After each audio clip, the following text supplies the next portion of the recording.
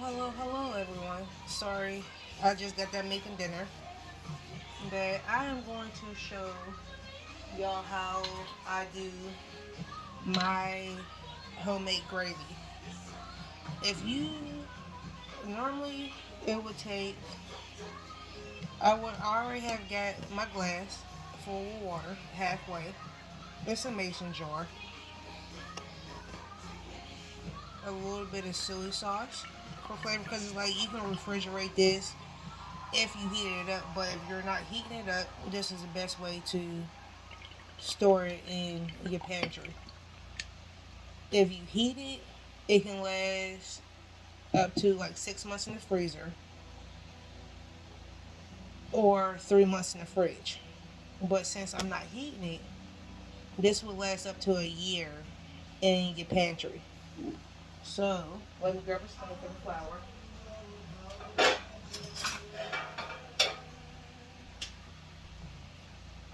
And you just want to add a couple dashes of salt because that's also another preservative, and some pepper for a little bit of heat. And you want to add a few spoonfuls of flour. I'm using all-purpose flour.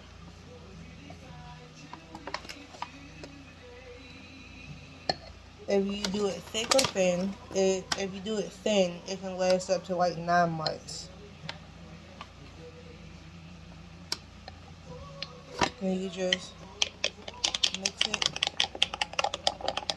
Because I'm doing it kind of thin, like in the middle, homemade gravy. So when you go heat it,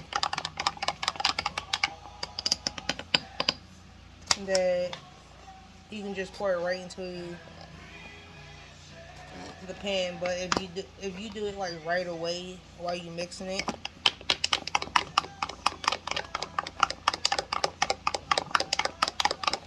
right in the pot, it can last up to like 6 months in the freezer. Refrigerator about 3 months. But if you're doing it like the way I'm doing it in your mason jar, it can last up to like a year in the pantry.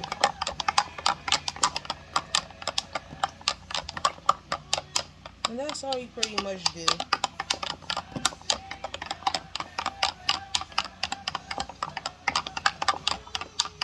You just mix it, put your lid on it, and just stick it in your pantry. Homemade gravy, and I normally try to shake it a little bit to get that extra, you know, homemade gravy. So this is my version of homemade gravy. If you cook it right away, it can last up to 6 months in the freezer, 3 months in the fridge. But since I'm not heating it up, it can last up to a year in your pantry or your fridge. But I'm going to put this in my fridge, which is like up to 9 months if I refrigerate it. So here we go, homemade gravy.